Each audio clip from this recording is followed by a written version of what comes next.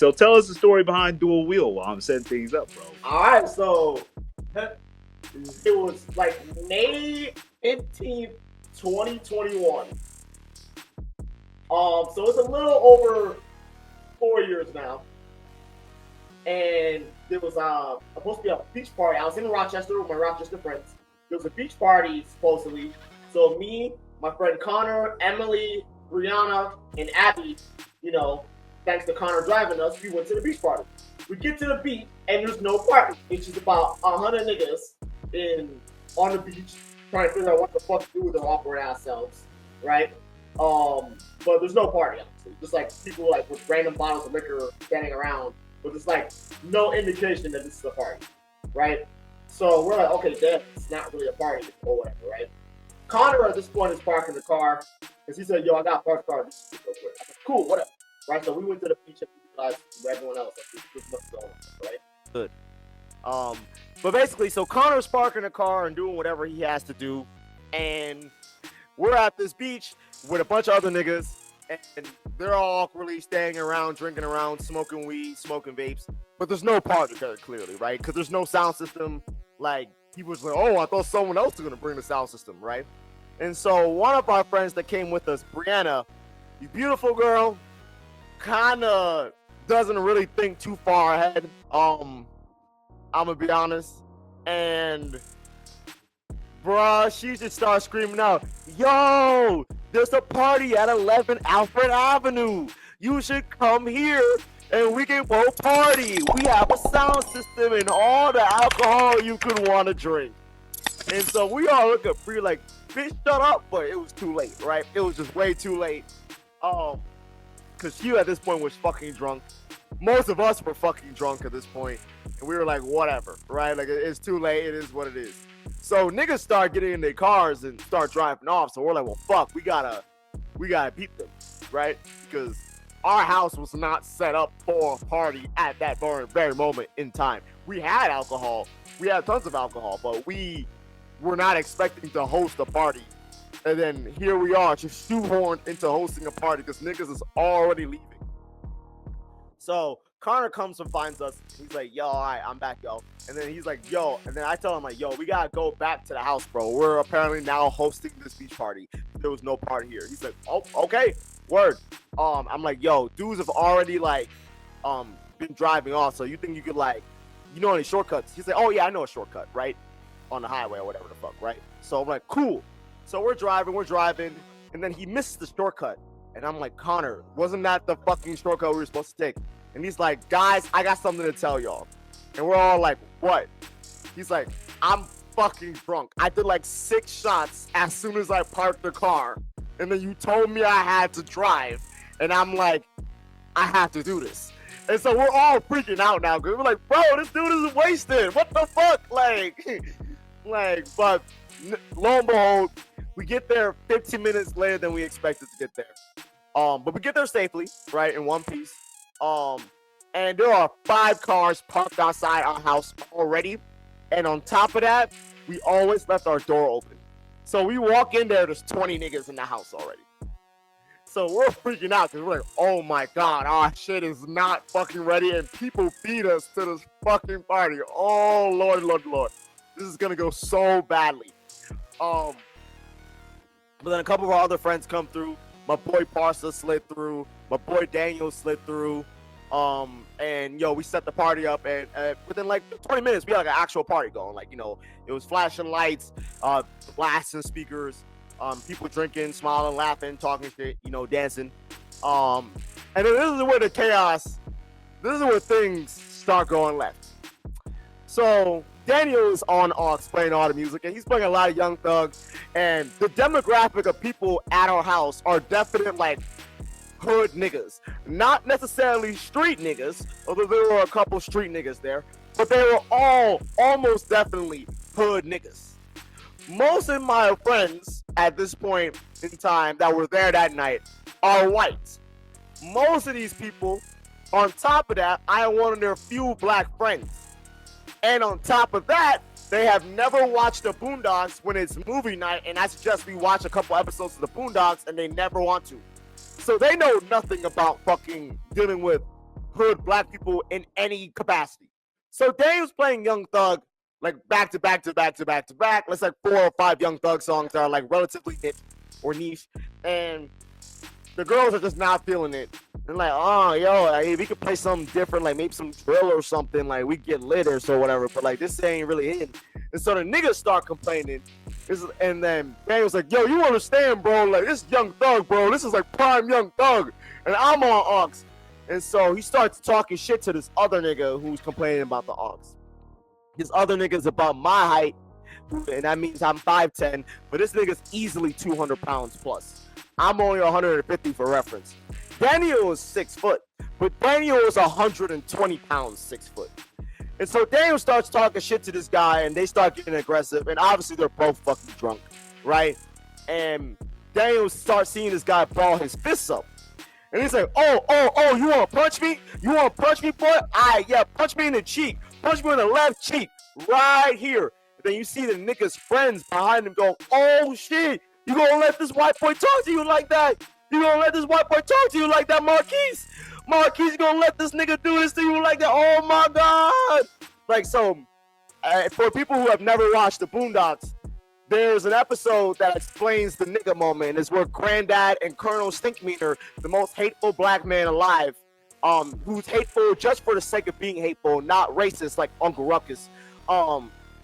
Basically, the nigga moment is when ignorance overwhelms the mind of an otherwise logical African-American male, and then they essentially crash out and, you know, start acting crazy, i.e. like a nigga.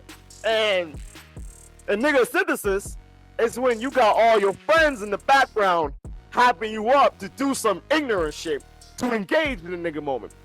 And there's a very simple equation in the Boondocks that explains when you combine these two.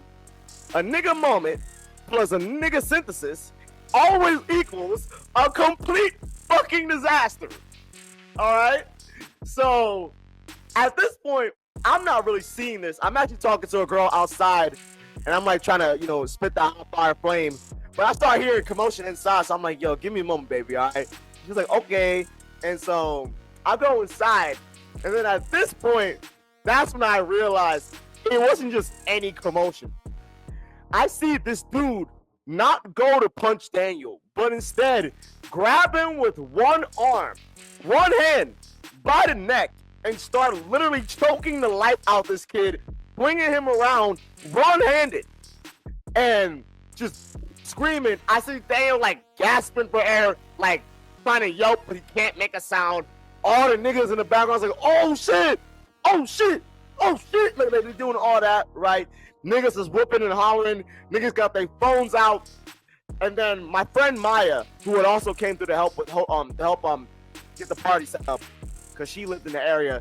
He runs up to the nigga and grabs from behind. He's like, let go of him, and like grabs him by his bomber jacket collar. And this nigga turns around, sees this little tiny 5'1" white girl with big tits, and starts punching her in the face with the other arm while he's still choking out Daniel. I'm watching this happen in my living room, and I'm like, I spring into action. So I just run, I push Maya away, as far away. So I like kind of threw her, I'm not gonna lie. I kind of threw her, right? Like I kind of threw her. I kind of tossed her, right?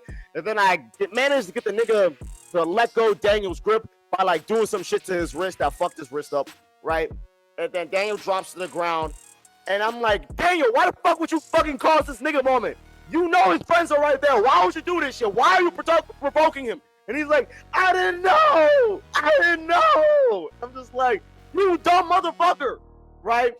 And so now I go to the kitchen, and there's $20,000 on the ground. I kid you not, right? I just see like hundreds, and I ask, yo, how much one of the niggas? I'm like, yo, how much money is this? And the nigga was like, 20 bands. And I'm like, oh my God. And there's another nigga crashing out that he just lost. And I think that was all the money he had. So he's mad as fuck, and he's talking crazy, and he's looking like he about to do something. And I'm like, oh shit. And then I see other niggas talking shit about my house, and they put it all together that it was my house. It's like, oh, look at your dirty ass house, nigga. Look at your dirty ass house, bro. Like, why the fuck you even partying here? How you live like this, bro? Look at you, bro. Cause it was a dirty ass house. I ain't gonna lie. It was fucking disgusting. There was so many fucking beer bottles and shit all around, bro. Like, man. dirty. Bro, it wasn't my house. I lived with 3 different women. It was not me. It was not me. All right. So now they talking shit to my face. And then, going back to the last nigga who choked out Daniel, he's like, I lost my chain. Yo, if you don't find my chain, I'm killing everybody in this bitch. Bruh, you need to find my chain right now. And so I'm trying to calm 4 different things. And to top it all off, there's some random girl who's in a different part of the living room throwing all the shit around, throwing the furniture. She literally like picked up the couch and like threw it on the ground because her boyfriend was flirting with some other woman at our crib and then drove off with her, and she lived 2 hours away. So now she's crashing out and tearing up my living room. And so at this point, I kind of like blacked out. Like I literally just like I was so heated and just so mad. And of course, my other friends, Bree and Abby, they're getting fucking groped by random niggas because they're 2 white women with fat asses. I'm gonna be honest, I don't approve of it. I'm just saying it is what it is, right? So that's fucking happening.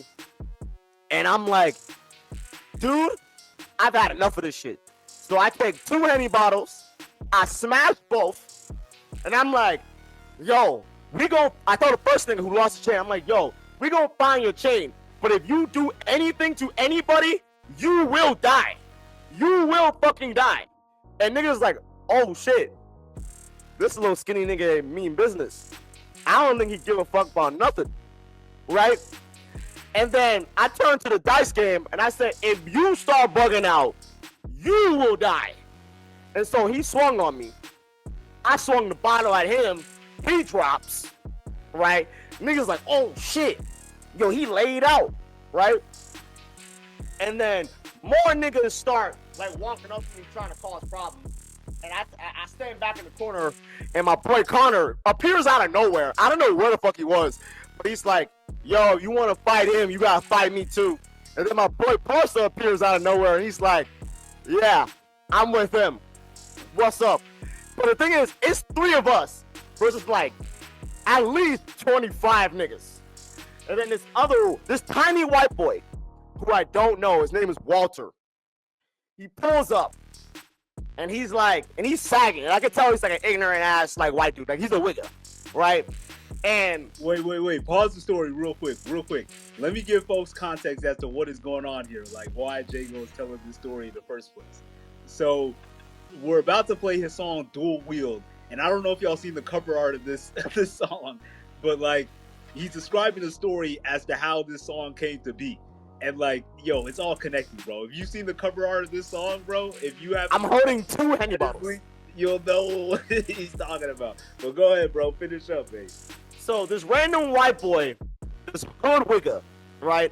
A white nigga, right? He pulls up and he's like, I don't think y'all niggas should mess with this nigga in his house, man. He's so graciously hosting for us here, giving us free alcohol and good vibes, and y'all want to fuck it up. And then someone said, nigga, what the fuck you about to do to the white boy? And he's sagging, right? He pulls out, I kid you not, a whole Glock out his bathing ape shorts. And he's like, once again, I don't think we should fuck with this guy. It's his house, it's his rules. Obey them or leave. And then niggas calm down. And then at that very moment, I was like, yo, I can't be racist anymore. Like, yo, I can't be racist anymore. Like, yeah, he said nigga 3 times, but I don't care. I don't care anymore, right? Like, I'm good now, right? So, after that, shit calmed down. We found the nigga's chain. The nigga who lost his money in the dice game fucking left. We found someone to drive the girl home back 2 hours, and things just like calmed down after that, right? So I held on to that stress for a while, cause like I was so mad at everybody, cause when I was mad as fuck at Daniel for even engaging or even starting the nigga moment, I was mad at Brianna for inviting all those hood niggas to our house and we weren't ready to throw a party. I was mad at Maya for trying to get involved in a nigga moment when she's fucking 5'1" and tiny and has no muscle mass and actively endangered herself. I was mad at I was mad at so many people, right? Like I was mad that I had to like literally like be ready to throw my own life away. Like I knew if I started fighting multiple people, I would have died. There was no way I beat 25. You know, there's no fucking way. Like we would have got overwhelmed. It would have been fucked up. We would have been fucked, right? Like, it would have been really fucking bad. So, yeah. But I held on to that for like a good almost 2 years, like a year and a half. And then one day I was at Starbucks. I was working at Starbucks, like December 2022. I'm mopping the floor, and I heard the beat a couple months before, but I forgot about it. But I had it on my phone. So and for whatever reason, I clicked that beat that day while I was mopping the floor, and I just like freestyled like the chorus. And I was like, oh, this is it. This is the song, right? And then I took my freestyle, I wrote it down when I got off work, because I recorded the freestyle like while I was like mopping the floor at Starbucks. I wrote it down when I got home, and then I rewrote what I had freestyled a little bit. And that's Dual Wield. I recorded it like the next fucking week in the studio. Pretty much one take for the entire song. And yeah, most of the time, if you know me, I like to do songs in iterations. I like making stuff and like carving the diamond out of the rough. And I recognize that takes time.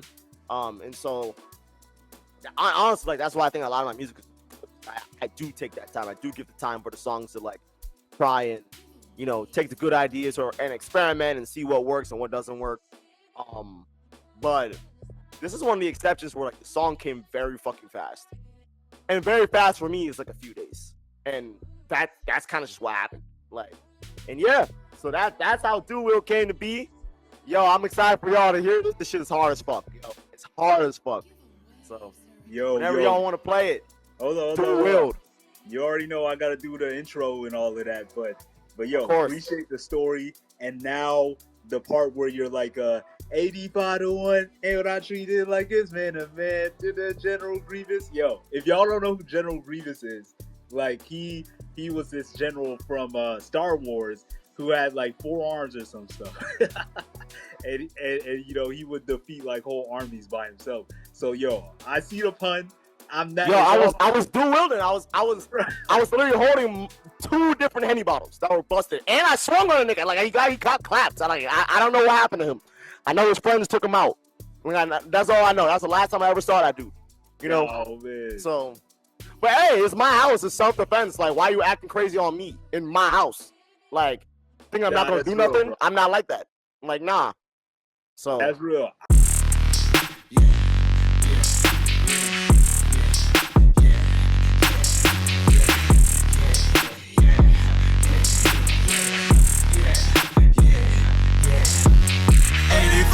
Still I treat it like it's man to man. Turn the General Grievous, dual wielding bottles hand in hand. Thought he had me pressed, held my nuts and watch him lose his edge. Talking out your neck, turn the reckless and the wreck. Ain't no reaction when it's acting. Talking about joking, niggas slap a bitch. Black and black on everybody's owning it on savage red. Colorblind and casualties, and laughing, keep it cleared out. Yeah. I'm having half, goes up in you. Born in the Bronx, still is within me. You wanna run, get down and filthy. You born it down, this got me drilling.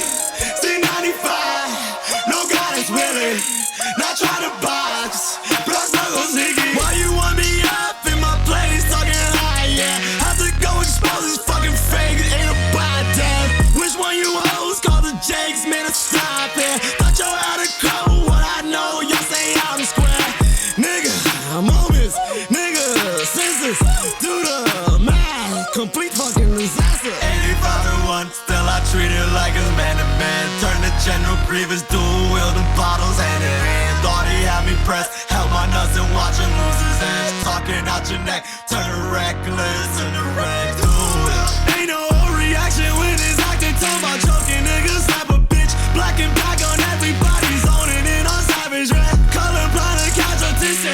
keep it cleared out. Yeah, yeah, yeah. I'm having half. Goes up in you. Born in the Bronx. Still is within me. You wanna run. Get down and filthy. You born to die. This got me driven. Talk. See through the image. Don't trample on your ass. Light up a nigga. We got you sold. Dump it in this nigga. Ever clear on your ass. Light up your shit.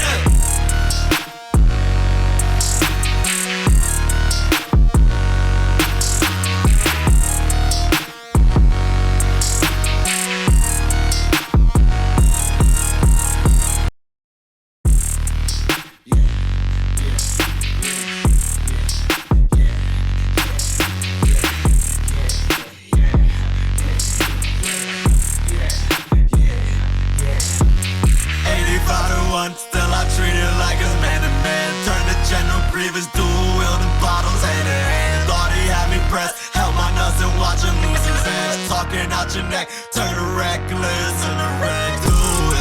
Ain't no reaction when it's acting, talking about choking niggas. Slap a bitch, black and black on everybody's owning it on savage red. Color blind and casualties, say live and keep it cleared out. Yeah, yeah, yeah. I'm having half, goes up in you. Born in the Bronx, still is within me. You wanna run, get down and filthy. You born to die, this got me driven. C95, no goddess willing. Not trying to box, block knuckles sneaky. Why you want me up in my place, talking high, yeah. Have to go expose this fucking fake, it ain't about that. Which one you hoes call the Jakes, man, stop it. Thought you had a code, what I know, y'all say I'm square. Moments, nigga, senses, do the math, complete fucking disaster. 85 to 1, still I treat it like it's man to man. Turn the general grievous, dual wielding bottles hand in hand. Thought he had me pressed, held my nuts and watch him lose his ass. Talking out your neck, turn reckless in the red duel. Ain't no reaction when it's acting, talking about choking niggas. Slap a bitch, black and black on everybody's owning it on savage red. Color blind and casualties, say live. Keep it cleared out, yeah, yeah, yeah. I'm having half, goes up in you. Born in the Bronx, still is within me. You wanna run, get down and filthy. You born to die, this got me driven. Talk, see through the image. Don't trample on your ass. Light up a nigga, we got you sold. Dump it in this nigga, ever clear on